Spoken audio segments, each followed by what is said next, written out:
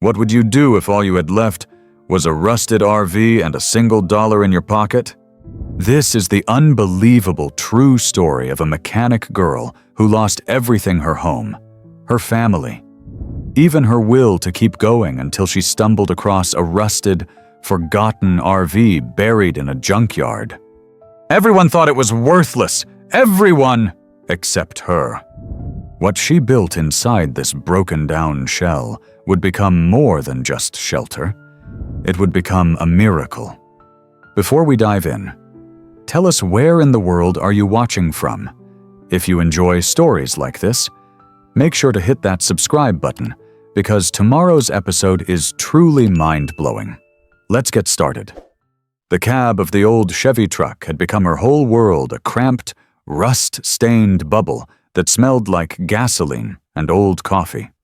Frankie Reynolds sat in the driver's seat, hands clenched tightly on the steering wheel, staring down a lonely stretch of Arizona desert road. The heat shimmered in the distance, warping the horizon like it was trying to erase the future entirely. She was 33, but the lines around her eyes whispered of longer battles, long days under hoods of broken-down cars, long nights watching medical bills pile up, and longer silences after her mother passed. Frankie was once the girl with grease on her hands and dreams in her heart, fixing up old Chevys in her mom's garage and promising herself she'd build something better. But that promise had collapsed under the weight of reality. The bank had taken the shop last winter. She'd sold off her tools one by one, each wrench and socket feeling like she was pawning pieces of her soul. Now, she had nothing left but this truck, a bag of clothes, and one crumpled dollar in her pocket. No plan, no future. She was heading to a junkyard outside Flagstaff, not because she had hope, but because she'd run out of everywhere else to go. She had no idea that buried deep in that graveyard of forgotten things was the beginning of her miracle. The junkyard sat like a graveyard for forgotten dreams, acres of twisted metal and sun-bleached skeletons of vehicles that once carried lives and laughter. The chain-link fence groaned as Frankie nudged the truck through the open gate. Dust billowed up behind her like a slow sigh from the earth itself. She parked beneath a lopsided sign that read, "Bishop's Salvage," most of the letters hanging on for dear life. As she stepped out, heat wrapped around her like a wet blanket, and the scent of motor oil, rust, and regret filled her lungs. Out from behind a rusted stack of hubcaps came a man in oil-stained overalls. He was stout and sun-leathered, with white stubble on his chin and a wrench in his back pocket like it was part of his spine. "You lost, sweetheart?" he grunted, wiping his hands on a rag that might have been cleaned 20 years ago. "Not exactly," Frankie replied, squinting, looking for something cheap, maybe something I can make into a home. The man raised an eyebrow. "You mean, like, live in?" She nodded, brushing sweat from her brow. "I've got $1. That gets me anything." He chuckled a dry, gravelly sound, like an old truck trying to turn over in winter. "Depends what you're looking for. I might have something." He motioned for her to follow and led her through a crooked path of discarded metal past gutted school buses, half-eaten sedans, and a refrigerator graveyard. At the far edge of the lot, tangled in thorny vines and kissed by decades of dust, sat a rusted Winnebago. Its paint had peeled away like sunburned skin, revealing patches of raw aluminum underneath. One of the windows was cracked. A tire had long since surrendered to time. It looked dead. And yet... Frankie took a step closer. She couldn't explain it. There was something about the shape of the RV, the rounded corners, the faded adventurer logo barely visible on its side. It looked like it had stories, like it had seen things, like it was waiting to be loved again. The old man followed her gaze and smirked. "That thing been sitting there longer than my grandkid's been alive. You're the first person to look at it and not laugh." Frankie ran a hand along the dusty siding. Looks like it's still got bones. He paused. Something in her voice, the quiet hope tucked beneath her exhaustion, softened him. Name's Earl, by the way, he said. I tell you what, Frankie, you take this old girl off my lot, give her a second chance, and she's yours. Frankie blinked. Wait what you're giving it to me. $1, he said, holding up a grease-blackened finger. That's the price. But there's a catch. She tensed. What kind? Earl's face grew serious. You fix her up. Not for resale, not for scrap. For you. You make something out of her. Something that matters. That's the deal. Frankie looked at the rusted steps leading up to the door. She could almost see the ghosts of laughter, of road trips, of someone's kid spilling cereal in the back seat. She thought about her mother, about the life they'd tried to build, about what it meant to start over, even with nothing. She reached into her pocket and pulled out the wrinkled dollar, the last one she had, and she placed it in Earl's outstretched hand. I'll make her shine, she said quietly. He grinned and handed her a set of heavy, rusty keys. Then you just made the best investment of your life. Frankie stepped up to the RV and turned the handle. The door groaned open, stiff from years of disuse. Inside, the air was thick with the smell of mildew and abandonment. Curtains hung like torn rags. The dinette cushions were ripped, their foam spilling out like old stuffing. Dust coated everything like a memory no one had dared disturb. But beneath the decay, there was space, there was potential. Frankie took a long breath. It burned going in, heavy with the scent of time and rot. But she didn't cough. Instead, she smiled. Because for the first time in months, maybe years, she had something to build. And she was damn good at building things. The days that followed blurred into a rhythm of sweat, dust, and silence. Frankie Reynolds attacked the RV like a woman possessed. She ripped out the moldy cushions, tore down the curtains that crumbled at her touch, and hauled bag after bag of debris into the Arizona sun. The work was exhausting, filthy, and exactly what she needed. Each sweep of her broom, each creak of rusted screws being pulled from the walls, was a step further away from the mess she had left behind. And for a moment, just a moment, she believed, maybe, just maybe, she could breathe again. But then came the envelope. It was 4 days into her renovation. She'd run out of trash bags and decided to make the hour-long round trip to town. Frankie didn't expect anything at the post office. She hadn't forwarded mail in months. But when the clerk slid a single white envelope across the counter, she froze. Her name was written on it, in soft, looping handwriting she knew better than her own. Frankie, from Ella Reynolds, her sister. She stared at it on the seat beside her the entire drive back. It might as well have been a stick of dynamite. She didn't open it. Not yet. Back at the junkyard. The RV stood waiting like an unfinished sentence. She climbed inside, her boots thudding softly against the cleaned-out floor. She sat on an overturned bucket, her makeshift chair, and held the envelope in both hands. The glue gave easily. The words hit like a freight train. Frankie, I don't know where you are, but I hope this finds you. I wasn't going to write. You made it pretty clear you didn't want to be found. But I couldn't stay quiet anymore. You need to know what happened. Frankie's hands trembled. Dad passed away last month. It was quick, heart failure. I didn't even get to say goodbye. Neither did you. Her breath caught. He kept asking about you in the hospital, right until the end. Wanted to know if you were still working on engines, still being his little mechanic. I told him I didn't know. You'd disappeared. He died thinking you'd given up. Frankie. Thinking you didn't care anymore. The letter dropped to the floor. She couldn't breathe. She sat there in the hollow shell of the RV, surrounded by torn linoleum and the faint smell of mold and dust. And she broke. Not the kind of break that made you scream, the kind that made you fold in on yourself, quiet and unbearable. Her hands curled into fists, her jaw locked tight, and the tears came in slow, steady drops down her cheeks. All this time, she'd been running from shame, from failure, from the weight of losing her mother.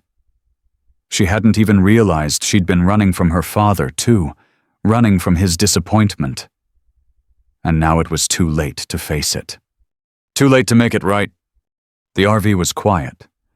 No city sounds, no cars, just wind pressing softly against the cracked windows. She looked around at the stripped walls and broken memories and thought, what's the point? What the hell am I doing this for? Her hands reached for the bucket of tools beside her, but instead of grabbing a wrench, she shoved it over. Metal clattered and bounced across the floor, echoing through the empty frame like thunder in a church. She buried her face in her hands. Minutes passed, maybe longer. Then, something strange happened. She looked up and noticed the light. Sunlight had crept in through the busted window. It fell directly on a patch of the wall she'd wiped clean earlier. The wood beneath the grime caught the light just right. It glowed. Warm. Amber. Alive. For some reason, it made her think of her dad's garage, how he used to whistle while he worked, how his hands would rest heavy on her shoulders when she got frustrated, how he used to say, "The difference between a mechanic and a miracle worker is patience." Kid. She swallowed hard. He wouldn't want me to quit, she thought.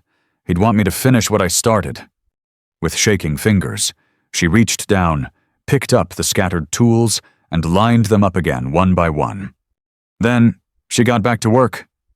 Because Frankie Reynolds might have been broken, but she was not done. The next morning, the desert air was cool, almost kind.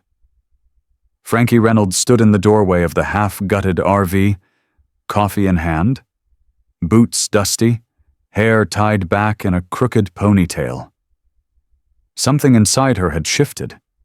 The grief was still there. It always would be. But it no longer owned her. She looked around the space, the stripped walls, the bare floor, the busted fridge leaning like a drunk in the corner, and for the first time, she didn't see ruin. She saw possibility. That day, she decided to tackle the floor.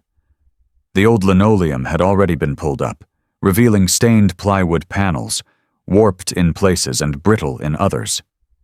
As she pried up one of the panels near what used to be the kitchenette, her crowbar snagged something odd. There was a hollow sound beneath the board. Curious, she worked her fingers into the seam and tugged. The panel popped loose with a groan, revealing a shallow compartment hidden beneath the floor. Inside was a metal tin flat, square, and dust-covered. Frankie hesitated, her breath catching. She reached down and pulled it out, brushing years of dirt from the surface. It wasn't locked. The latch clicked open with a tired sigh. Inside was a small, leather-bound photo album. The kind people used to make back before everything went digital. Its corners were worn, but the stitching held strong. Frankie sat down on the plywood floor, the tin resting beside her, and opened the first page. A photo greeted her, a family of 4, beaming in front of this exact Winnebago. The dad wore thick-rimmed glasses and held up a peace sign. The mom had a sunflower tucked behind her ear. The kids, a boy and a girl, clutched melting popsicles and wore sunburned smiles. The RV looked brand new back then. She turned the page. There they were, roasting marshmallows beside a lake. The next photo, opening birthday presents on the dinette table. Then driving through Monument Valley. Then a picnic in the redwoods. Each photo had a handwritten caption beneath it. Summer '84, first road trip. Jenna's 8th birthday. Big Sur. Lost a tire in New Mexico. Laughed for hours. Frankie's throat tightened. Page after page. She watched this family truly live within these 4 rusting walls. They didn't have much, but they had each other. They had memories. Moments. The Winnebago wasn't just a vehicle. It was a vessel. It had carried laughter, arguments, burnt pancakes, and late-night songs on a portable radio, and now it had carried her too. But not just across the desert, no. It had carried her through her grief, through her collapse. This wasn't about flipping an RV anymore. It wasn't about proving anything to the world.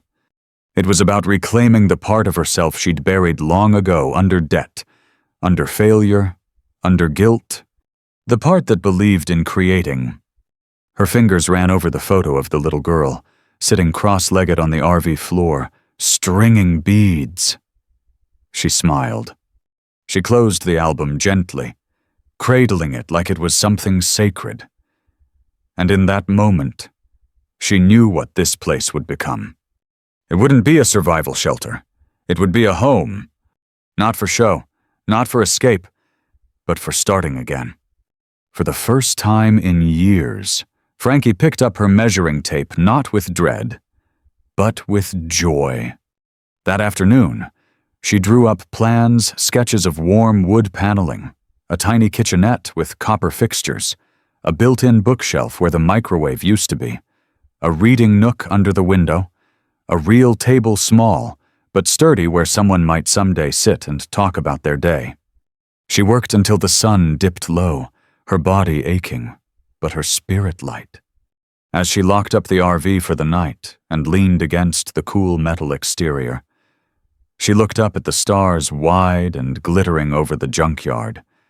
This place had seen life before, she thought, and it would again. And maybe, just maybe, so would she. The renovation took on a new rhythm. It wasn't just rebuilding anymore, it was remembering. Every board Frankie cut, every screw she twisted into place, felt like stitching something inside herself back together. She worked from sunrise to sunset, hands blistered, knees bruised, her back screaming at the end of each day. But her soul was quiet for the first time in years. The kitchenette began to take shape sanded oak shelves, copper handles she'd scavenged from a junked airstream.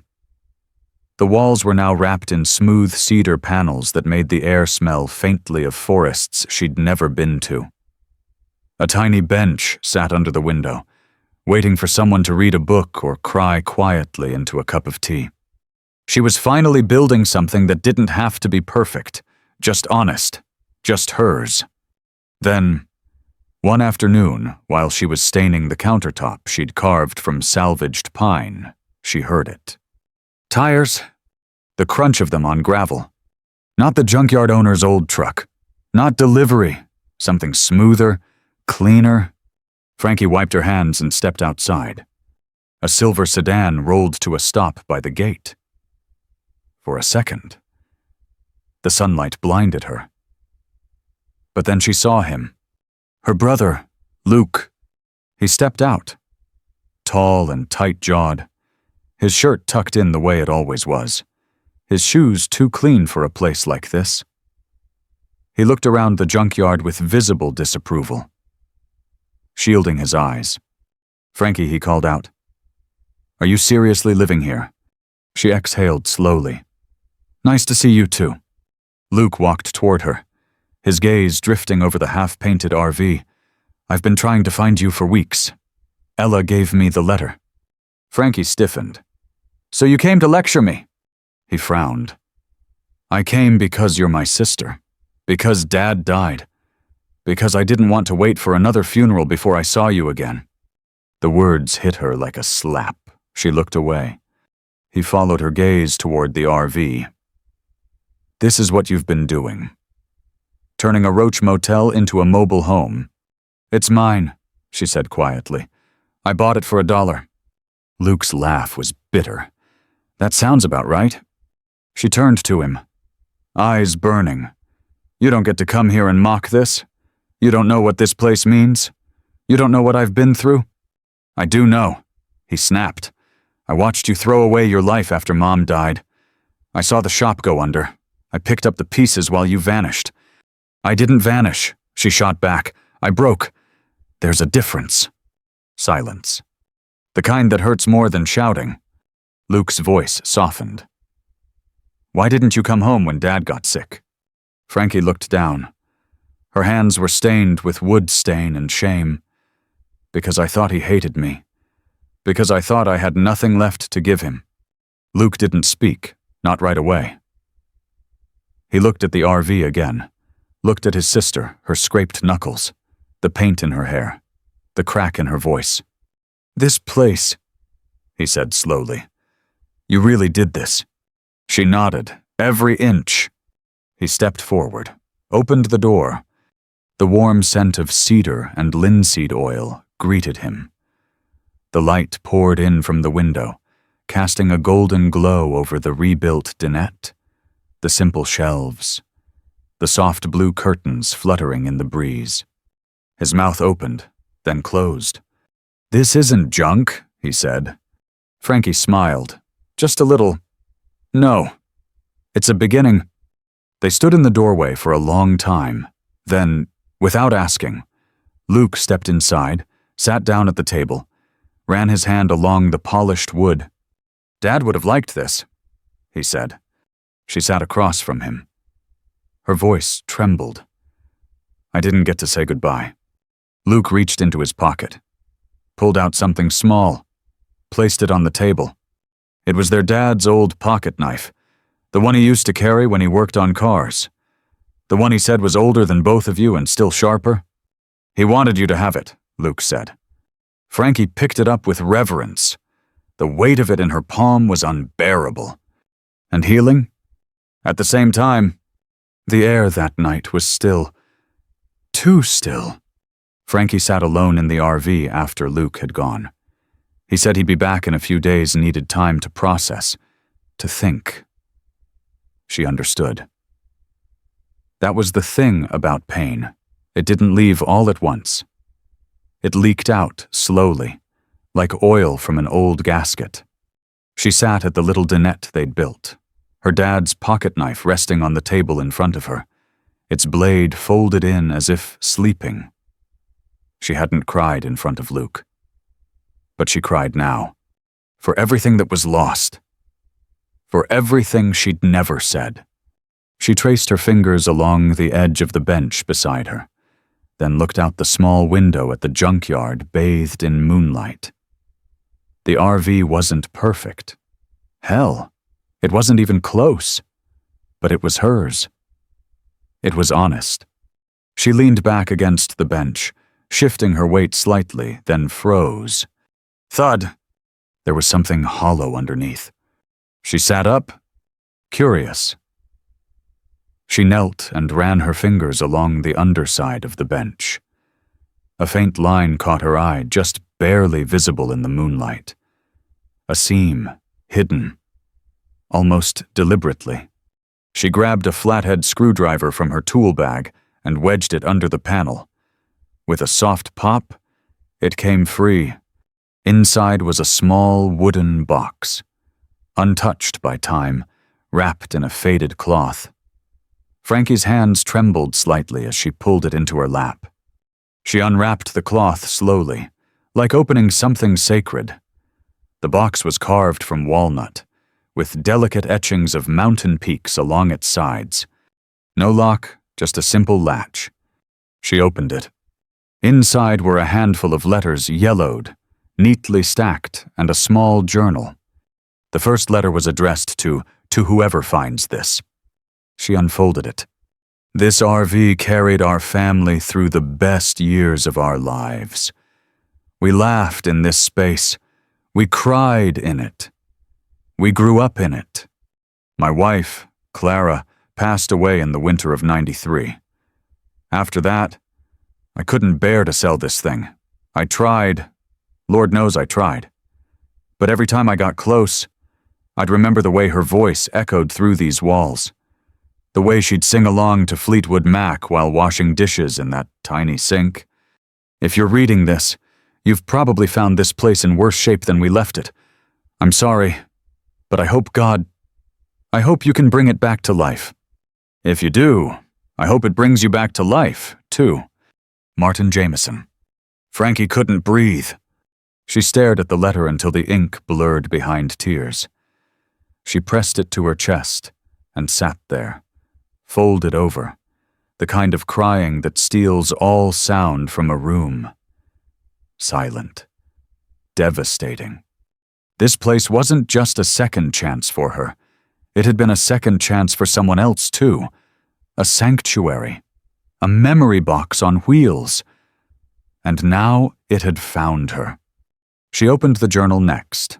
It was filled with short entries, little notes about gas stops, rainy nights, lost socks, birthdays, a flat tire in Texas, a surprise engagement in Yosemite. And then, toward the end, just 3 words written in shaky, final handwriting. Thank you, Clara. Frankie's chest cracked open. All her guilt, her shame, her grief, it spilled out like floodwater. But something else filled the space it left behind. Something quieter, gentler, a knowing. She ran her fingers along the inside of the box and found a small, cloth pouch tucked at the bottom. She opened it and gasped. Inside was a delicate gold ring, simple but beautiful, tucked with a folded scrap of paper. For the next story, Frankie closed the box, cradling it in her hands like something alive. She didn't know yet where the road would take her. She didn't know if she'd ever build the perfect life, or if she'd still fail sometimes. But what she did know was this. She was no longer fixing up an RV. She was finishing a love story. And maybe, just maybe, starting one of her own. Fall came early that year. The Arizona sky softened into gold, and the desert air lost its bite. The wind, once dry and cruel, turned gentle, brushing softly against the RV like a whisper of thanks. Frankie Reynolds stood at the edge of the junkyard, arms crossed, her flannel shirt streaked with sawdust and sun-faded paint. Before her stood the impossible. A gleaming, hand-restored Winnebago, reborn from rust and ruin. She had painted the outside in warm cream, with a deep navy stripe that curled like a quiet smile across the sides. The windows gleamed. The once cracked tires had been replaced with new ones she'd bartered for with labor at a nearby shop. She'd even carved a small wooden sign and hung it beside the door. The next story. Inside, the transformation was breathtaking. The walls, once bare and bruised, were now covered in hand-polished cedar that glowed honey gold in the afternoon light. A new dinette stood proudly at the front, its cushions upholstered in earth tones stitched by Frankie herself. The old kitchenette had been reborn, complete with a reclaimed sink, brass fixtures, and tiny shelves lined with jars and spices she'd picked up for pennies at flea markets. A reading lamp, a soft braided rug, a hand-built bookcase. Every inch whispered care. But the most important detail of all was the one no one else could see because it lived in the silence, in the stillness. It was peace. And Frankie had carved it with her own hands. That morning, she stood by the table with a small velvet-lined box in front of her. She opened it and gently placed inside the gold ring she'd found in the hidden compartment, the one Martin had tucked away with a note for the next story. She then added something else, her father's pocket knife. She pressed the lid closed and tied it with twine. Just then, she heard tires crunching on gravel. Frankie turned and saw Luke's car approaching, and this time, he wasn't alone. Ella. Her sister stepped out first, clutching a knit scarf around her shoulders, her eyes already welling. Behind her, Luke got out, carrying a small potted cactus, completely unsure why he'd brought it. Frankie smiled. They walked slowly, taking in the sight of the RV. It stood proud, almost alive, like something that had remembered how to breathe. "I almost didn't believe it," Ella whispered. "Until now." Frankie opened the door. "Come in." They stepped inside, cautious at first, like they were stepping into a church. Then awe took over. Ella ran her hands along the wood grain walls. "It smells like something real. Something alive." Luke nodded, his voice low. "It's beautiful, Frankie. Really." Frankie opened the velvet box and pushed it toward them. "This is for both of you." Ella looked inside, confused. "This ring. It belonged to the man who lived here before me," Frankie said softly. "He left this RV behind when his wife passed. I think he wanted someone to carry on what they started." She pointed to the ring. "That's for the next story. Then to the knife. And that's to remind us where we came from." The three siblings stood there, in silence, as sunlight filtered through the curtains, turning the air golden. Ella wiped her eyes. "So, what now?" Frankie looked out the front window. Beyond the junkyard, the road stretched westward into pine-covered hills and distant orange skies. "I think it's time I see what's out there," she said. "Maybe share this story. Maybe build more." Luke laughed under his breath. Still a bit of a drifter. "Huh?" She smiled. "Maybe. But this time, I'm not running from anything. I'm running toward it." Ella squeezed her hand. "Then we'll be waiting for postcards." Frankie picked up the keys from the table. The same ones Earl had handed her all those weeks ago. The same ones that had started it all. She turned toward the door, sunlight behind her, heart in front. And as the RV's engine roared to life, clean, smooth, alive, she pulled out of that junkyard not as a woman trying to escape her failures, but as a builder of hope. And somewhere, in the silent memory of that vehicle, the laughter of an old family echoed again. Sometimes, the most broken things carry the most beautiful stories. Frankie Reynolds didn't find a second chance in a bank account, or a job title, or someone else's approval. She found it in a rusted, forgotten RV buried beneath dust and silence. What she thought was the end of everything. No money, no home, no direction was actually the beginning. The pain didn't vanish, but it became part of the blueprint. Every scar, every failure, every tear she shed on that dusty floor helped shape something honest, something strong. And the truth is, we're all a little like that RV beaten down by time, carrying old memories, hiding compartments filled with regret and beauty.